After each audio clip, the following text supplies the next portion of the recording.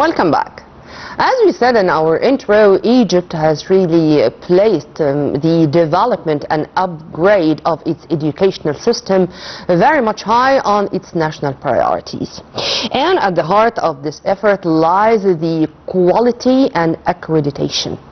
To shed more light on the two concepts and how those concepts are not only concepts, they are process going on the ground, and there are many steps taken to guarantee that every step is on time and in the right position, and there is a kind of flexibility to meet with any obstacles, to eliminate them on the ground, and to reach Egypt 2030, the new republic. We are very much delighted and honored to have with us Dr. Alaa Ashmawy, President of the National Authority for Quality Assurance and Accreditation of Education. Thank you very much for being with us, sir, and a very good morning. Good morning to you. Pleasure to be with you. Sir, before going into details, you know, even in Arabic now, despite the fact that Arabic is a very rich language compared to English, we use the word quality to refer to its meaning. But to speak about or to define the word quality or the concept of quality of educational service, we'd like to simplify it first to our viewers. Sure. When we talk about quality assurance in education, we're talking about making sure that the input, the process, and the output meet certain standards and criteria. That's what we're talking about. Yeah. So in terms of input, we're talking about the students, the intake of students. We want to make sure that they are well prepared from wherever whatever stage they have reached in their education. And then the process itself is concerned with the facilities, the infrastructure, the faculty or the teachers, the environment in which the students learn, the teaching and learning methods, the financial and physical resources, and the technological infrastructure. So we're talking about these elements, and we're talking about having standards and criteria that need to be met for each and every one of them. We have certain indicators, key performance indicators in each of these elements that we measure and make sure that it reaches a certain point. So the focus is on quality rather than expansion or access, or both together? Well, they're both linked, right? Integrated? So absolutely. So when you're talking about the quality itself, you're talking about the access as well. You're talking about the intake of students. If they are not ready, what do we do about preparing them for, to improve before they graduate? And then at the end, the final goal is the graduate. So when we talk about quality of education, we're talking about the quality of the graduate. That's our ultimate measure. Whatever we do in between, if it doesn't result in the production, if I may say, of a competent graduate who can who meets certain minimum requirements to get into the job market and to be able to compete internationally, then the quality is at risk. There are steps taken on the ground, so how we can evaluate already the quality assurance without inflating success indicators? So what we have is we have standards that are common across the board, and what we do, we do have two missions, if you will. The first mission that we have at NAQA, that's the acronym of the authority.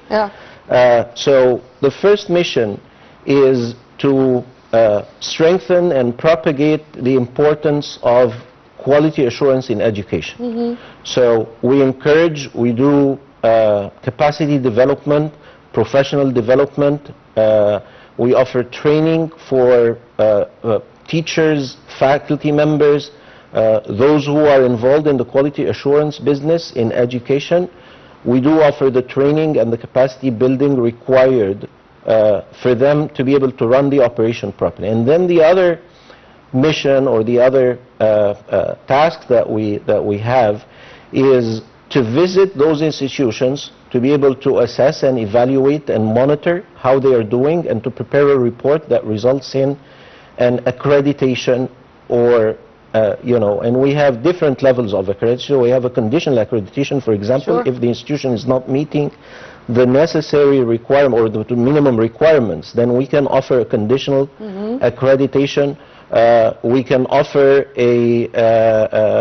instead of an accreditation certificate, we have a decision that's called a notice, or given a notice to the institution to improve, or allowing them a certain time to improve in order to meet the requirements. And in the meantime, it's a temporary license.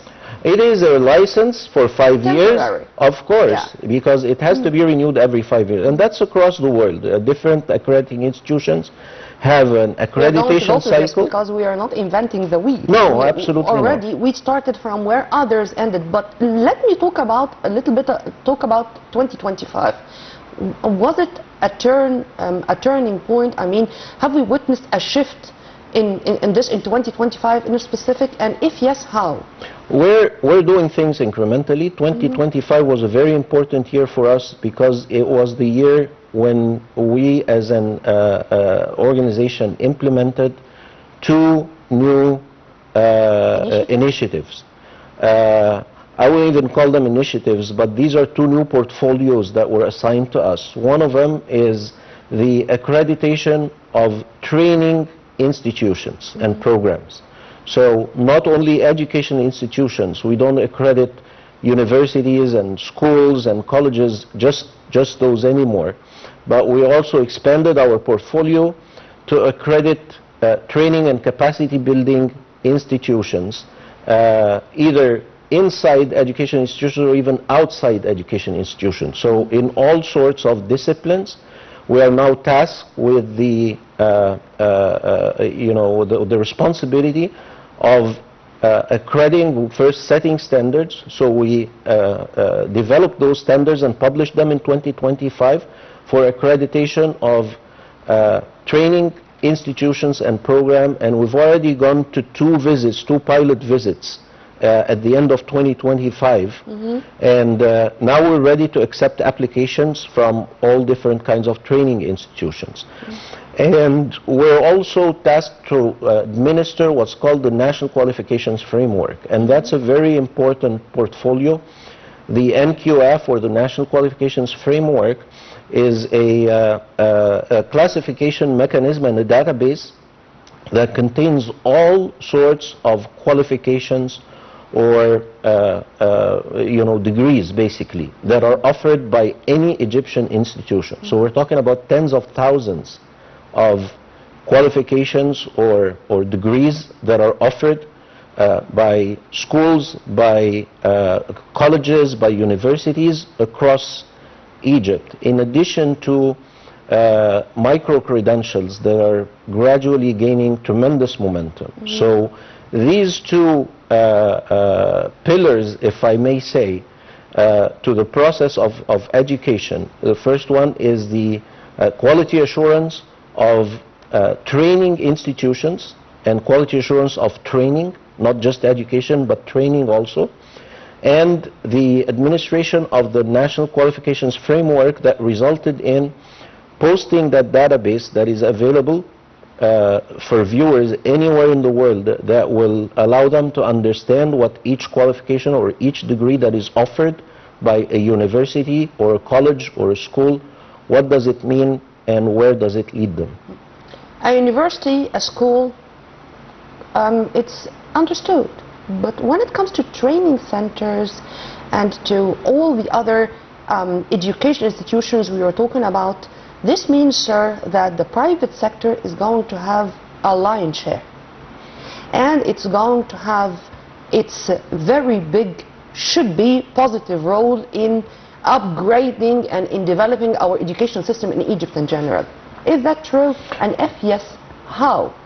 Well, that's true, and we can give a few examples. Yeah. I mean, the very early examples of involvement of private sector was in schools, when, there are private schools that either offer the national curriculum or offer international curricula, and we know now that these international curricula, the IGCSE, the American Diploma, etc., they have enriched the education ecosystem in Egypt because they offer alternative routes for students to excel, but not through the strict one-size-fits-all national diploma. And we've seen the effect of that translating into the development of the baccalaureate, the Egyptian baccalaureate, which is being kicked off this year, as well as other, there were recent changes to the law, the education law in Egypt, that allowed the development of alternative paths like vocational education, technological education, professional education, in addition to the traditional academic path. When we talk about training institutions, we're talking about, as you mentioned, huge involvement by the private sector. And we know that throughout the years, training was essentially an extension of education. When you have a graduate graduating from a business administration college, most of them are really not ready to get into the banking business, for example, because that's a niche area and it requires certain skills that the graduates had not developed yet.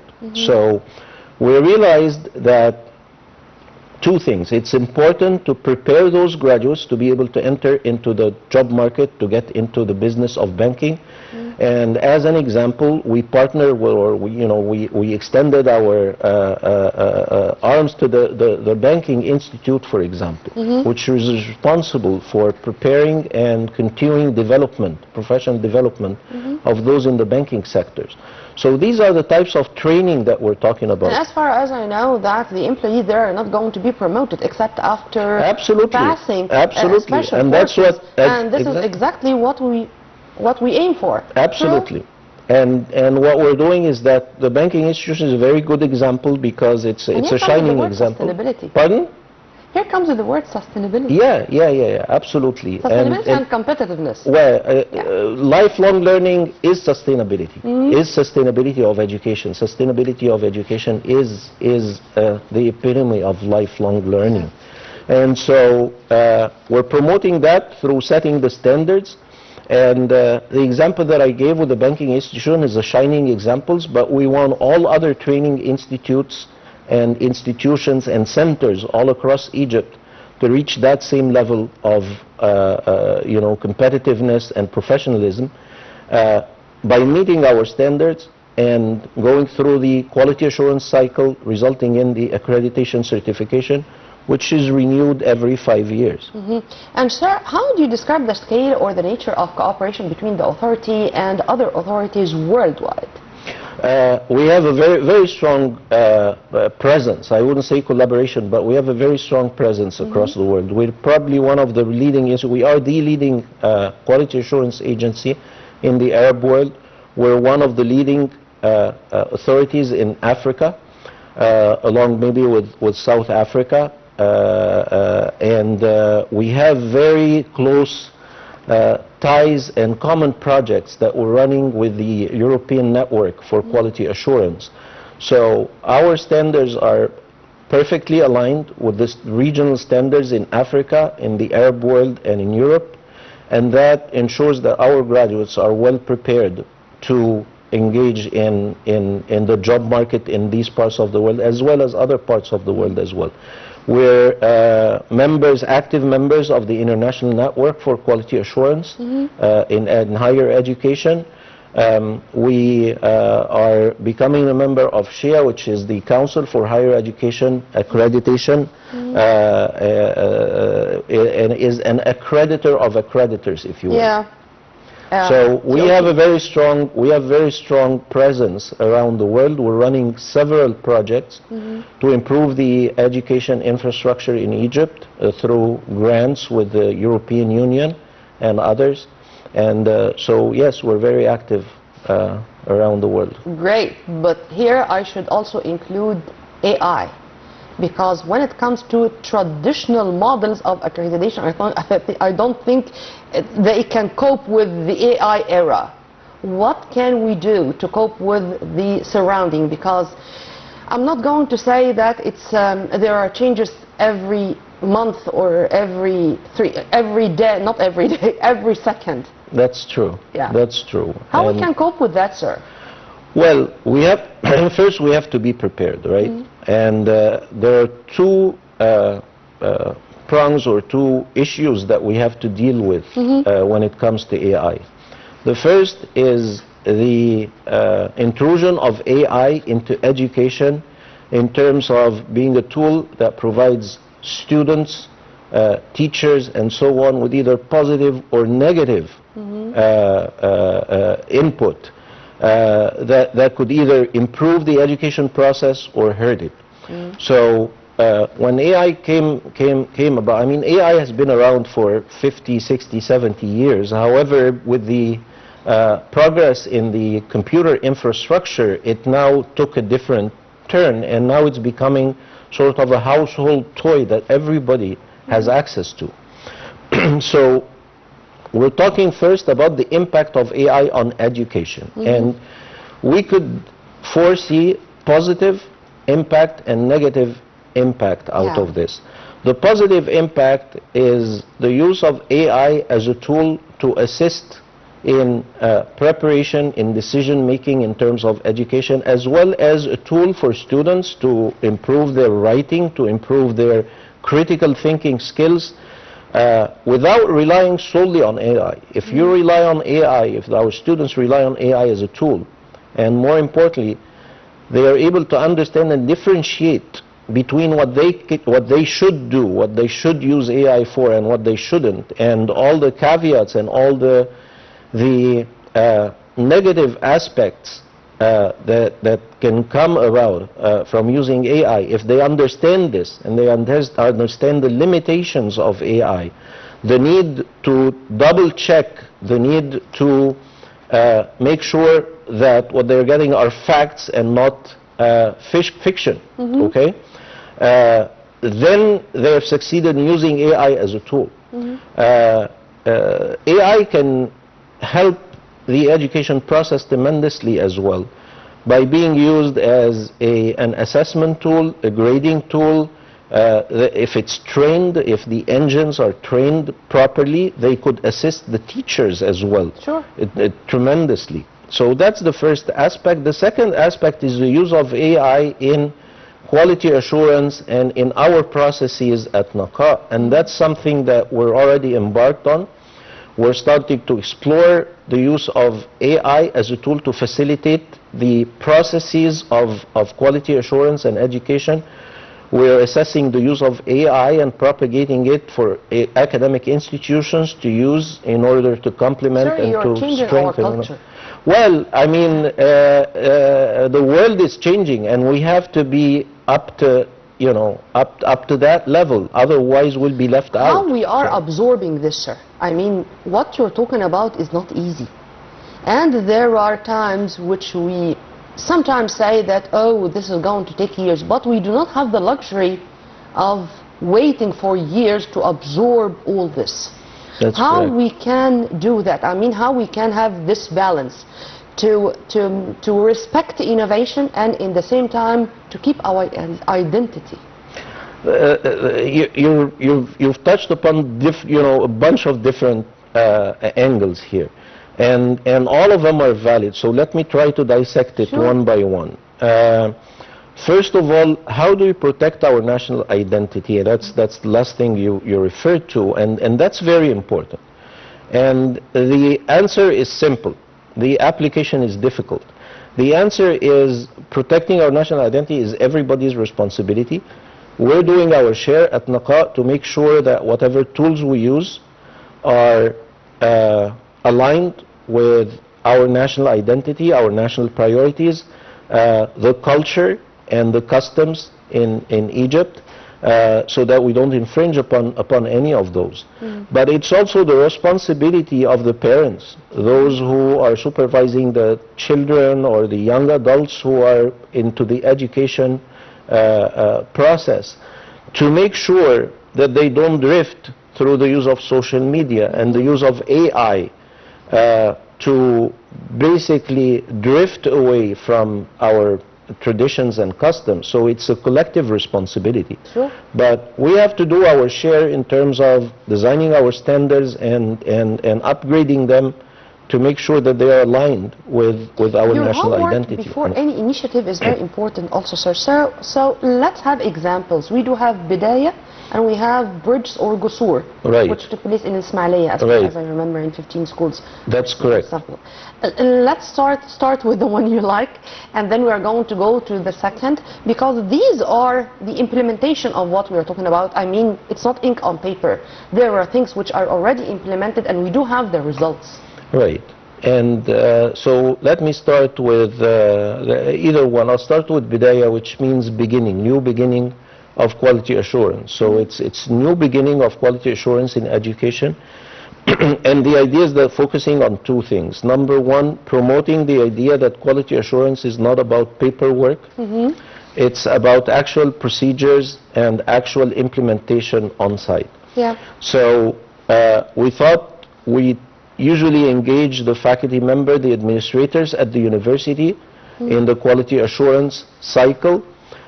They get the accreditation certificate, which is a testament to the quality of the education process in the institution.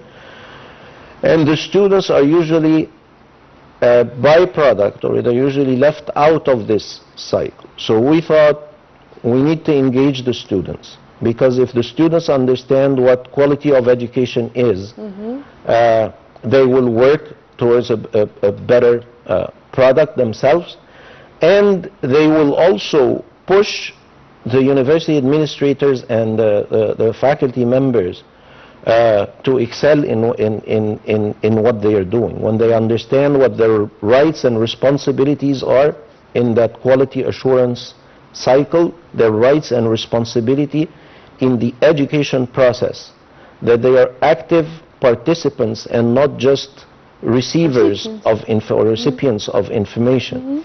So we visit universities. We've targeted 50 universities this year, with 200 students at each university, along with faculty members and quality assurance coordinators at these universities. We leave the material, the training material, we run workshops, we leave the training material with the institution so that the quality assurance managers can replicate that process and double or triple or quadruple the number of students who are engaged. And that propagates a culture of quality in the institution. And we've seen amazing impact coming out of this. We've visited about 30 universities this year, their academic year. And so in 2025 we visited about 30 universities. 2026, the first half, we're visiting about 20. That's right. That's correct. Isn't it that big? Well, I mean, we're going to 2 universities every week, basically. Oh. We're targeting 2 universities every week, all over Egypt. Yeah. And we're talking about public universities, private universities, national universities. We're talking about the whole spectrum. So that's Bidaya. The other initiative is called Gusur or Bridges, and that's an initiative that's very exciting because it's in partnership with some of the civil organizations or civic organizations. So we're involving the community through the civic organizations to support schools that are not well prepared or do not meet the standards of quality in the government of Ismailia. We're starting with that. That's what those organizations, those civic organizations, NGOs, if you will, they targeted. So we have Masr al-Khair, we have At-Ta'lim Awalan. These are non-profits, NGOs that are run by volunteers, and they approached us to partner with them to do capacity building and for them to fund some of the infrastructure upgrades in these schools. And they started with 15 schools in Ismailia this year, and they're going to keep focusing on that governorate so that by 2030. Any specific reasons behind choosing Ismailia? Well, they did a comprehensive study. It was not our decision. It was their decision, the civic consortium that is running this initiative. And they chose Ismailia because, first of all, it's populated. It's not as it's I think about 1 million inhabitants or something. So it's not huge. They had a excellent cooperation and support from the governor of Ismailia, and with the education directorate over there. Yeah. So they decided to start with Ismailia as a model, and then expanding it later on to other places as well. You know, this is exactly, by the way, what happened with the comprehensive medical insurance system. Yes, absolutely. I mean, the state decided just to implement it on the less densely populated areas to make sure that even if there is something wrong, it can be easily corrected or fixed. Because if they're going to go to the very densely populated delta provinces like Sharqiya or Daqalaya, it's not going to be an easy. That's correct, and it's a chance to roll the program out to fix what needs to be fixed as we're going, and then before we propagate. Sir, if you permit me to ask this question, what are the obstacles on the ground? Of course, the life is not that rosy, and there are challenges and obstacles.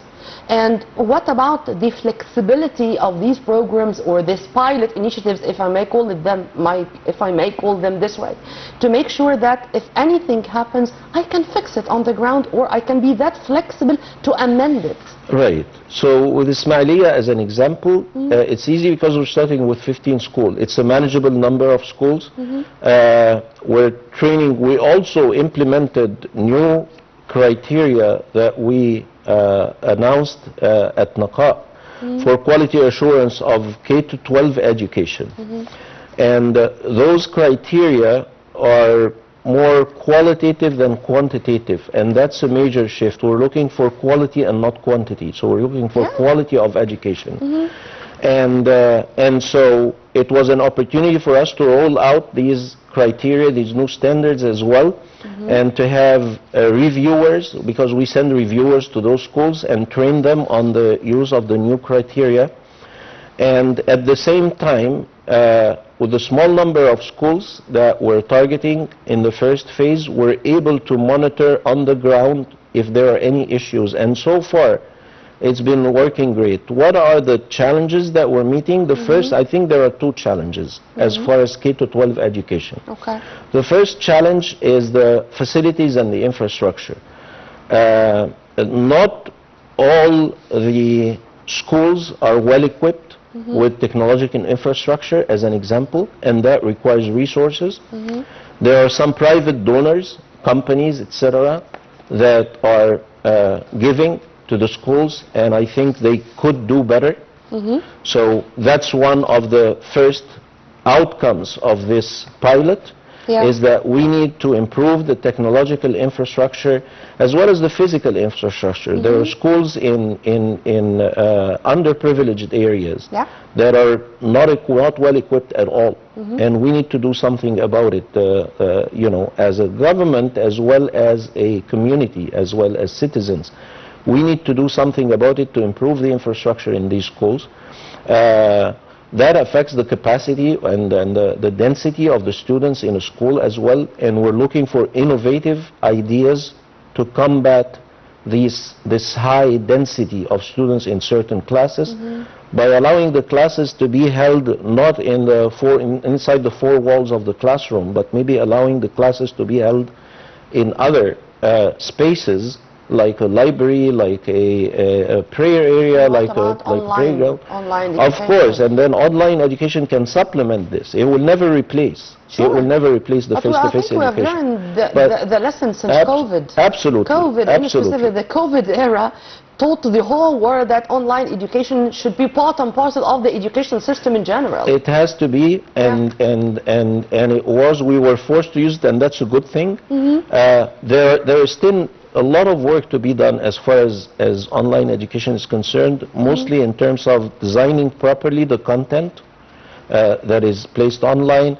And number two, the accessibility. Not everybody has proper access to the communication infrastructure or the technology infrastructure to be able to use that from their homes. There are a lot of people in remote areas, there are people in underprivileged areas that we need to think about. The other aspect that came out of this pilot is the importance of capacity building for teachers. And this is even more critical because the teacher is at the core of the educational process. So we need to really make sure that our teachers understand what happened in terms of education in the past 20 or 30 years around the world, how education has shifted from quantity to quality, from amount of knowledge to skills. So we focus now on skills rather than knowledge. It's more important to train or to teach a student how to learn than to just give them the information and have them learn it, because the information changes at a very rapid pace. So unless they know how to learn new information and new knowledge, how to gain new knowledge after they finish school or university, understand that this is a lifelong process. This is a very important part of the quality of education. We no longer, the information is accessible now everywhere. So if a pharmacist would like to know something about a drug, they used to have to memorize all the names of the compounds, of the pharmaceutical compounds, memorize the interactions between them, have tons of references and catalogs that they can search in. And nowadays they can do that in 2 seconds online. Of course they have to verify the sources, but there are sources that have been verified and are legitimate that they can use. They can get that information in 2 seconds on their smartphone. So the shift is now from memorizing and lower level cognitive skills to higher level cognitive. How do I use this information? How can I best use this information? How can I analyze it? How can I critically sort through the information? And it's very important for teachers to understand this as well. It's no longer about feeding students information. It's about interacting with the students, letting the students research, let the students come up with their own answers, and then validate them or assess them properly. And of course this requires that the teachers should have also their training and knowing well now that their job description is different. Absolutely. Even, that their role is totally different. But in addition to the teachers, also the leaders of the educational institutions. And as far as also as I know that this is another training, and that you started with a specific number of leaders in our educational arena in general, and this is going to be only the start. If you want to also elaborate on that too. Yeah, so that's part of Bidaya as well, the initiative that is concerned with spreading and basically transferring knowledge about education, quality of education across sectors that we have not targeted in the past. So the first sector or the first stakeholders were students. Now we're talking about leaders in the academic institutions and the education institutions, as well as leaders in other sectors as well, because education now doesn't take place at universities only. Education takes place in government organizations. Education takes place in companies, when, you know, and there are professional development programs in some of the big companies that are very well designed and could be used to supplement the education process. So we're visiting a number of ministries as well that are concerned or have a legitimate interest. They are stakeholders in the education process, like the Ministry of Health, like the Ministry of Labor, like the Ministry of Planning, the Ministry of Finance. All of these have a stake in education, and we're visiting those leaders. We're visiting the leaders at the universities as well and the schools to emphasize the importance of quality assurance in education. and basically getting them to buy in. Because if they don't buy in, if the leaders don't buy in, things will not happen. It requires their support as well. How do you see also the importance of having all the time more workshops all the time for all those categories we mentioned? Because without all the time having workshops and training courses all the time, it's not gonna work, because every day there's something new they should learn. I mean, the learning device is not only for students, it's for students, for teachers, for leaders, for everyone who is already included under this umbrella. If you agree with me on that. Absolutely, and that's not only our role, it's everybody's role. Yeah. So it's the Ministry of Labor's role to provide workshops and an infrastructure that promotes capacity building of vocational workers and professionals and so on. It's the duty of the Ministry of Finance to make sure that they have the mechanisms that are able to develop further capacity in those in the banking sectors and so on. But in fact, the engine behind that is the NQF, the National Qualifications Framework that I spoke about. And more importantly, it's the inclusion of the micro-credentials in the National Qualifications Framework. The micro-credentialing is a relatively new concept, but more and more companies and more organizations are looking for professionals that continue to develop their skills and their knowledge through micro-credentials. These are short courses. They could be knowledge-based, they could be skill-based, they could be any sort of capacity building. They could be faith-based. That's sort of capacity building. Absolutely. And then we're able to list those and to classify them at a certain level of education, be it K through 12, primary, secondary, or college level, or master's level, or PhD level, but these are not full degrees, they are not full qualifications. They are shorter qualifications that could be stacked, and that's happening all around the world now.